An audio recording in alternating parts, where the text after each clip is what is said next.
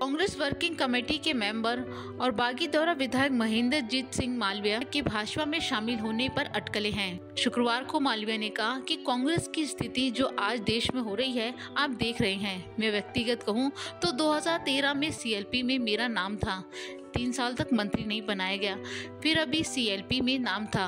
कांग्रेस एक तरह से कुछ लोगों से घिर गई है। जो कांग्रेस का पहले विजन था देश के लिए, देश की जनता के लिए, अब वो नहीं है। इसके बाद खबरें आई कि मालवीय शुक्रवार को दिल्ली में कांग्रेस का दामन छोड़कर भाजपा में शामिल हो सकते हैं। मालवीय के कांग्रेस छोड़ने के पीछे कई वजह का जिक्र किया जा रहा है, जिसमें से एक है उन्हें प्रदेश में नेता प्रतिपक्ष नहीं बनाया गया। इन सब के बीच शुक्रवार को विधानसभा में नेता प्रतिपक्ष टीकाराम जूली ने मालवीय के भाजपा में जाने की खबरों पर तंज किया। टीकाराम जूली ने कहा कि नेता प्रतिपक्ष नहीं बनने की वजह से अगर वो गए हैं तो मैं उनको बनाने के लिए तैयार था। वो कहते तो सही, बात यह नहीं होती है जब किसी को कहीं जाना होता है तो वो ठीकरा दूसरों के सिर फोड़ जाता है।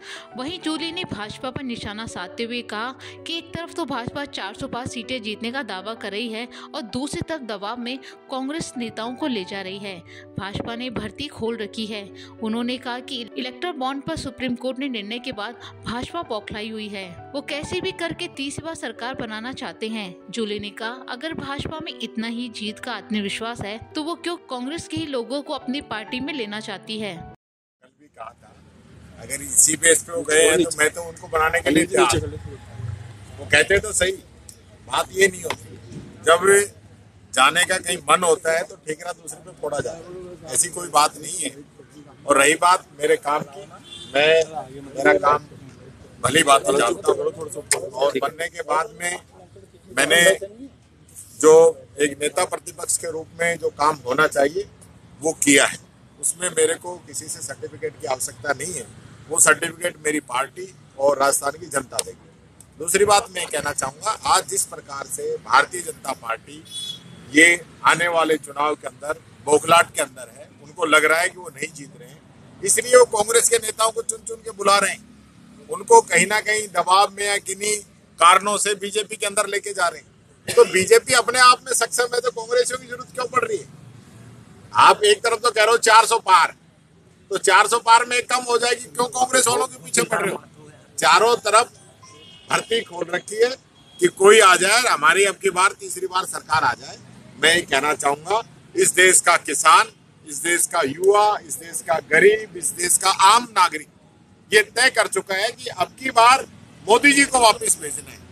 ये तय है पूरे देश के अंदर। आज जिस प्रकार से किसानों पे अत्याचार हो रहा है, आप देखिए, जो किसान, इस देश का अन्नदाता, जो हम सबका पेट भरता है, उसके लिए सड़कों पे कीले बिछा रही है और इनके दोस्तों के लिए कालीन बिछते हैं। ये अंतर है इस सरकार के अंदर। और कल कितना बड़ा झटका इन लोगों को लगा है। अगर किसी के अंदर शर्म होती तो कल इस्तीफा दे देते, प्रधानमंत्री जी इस्तीफा दे देते।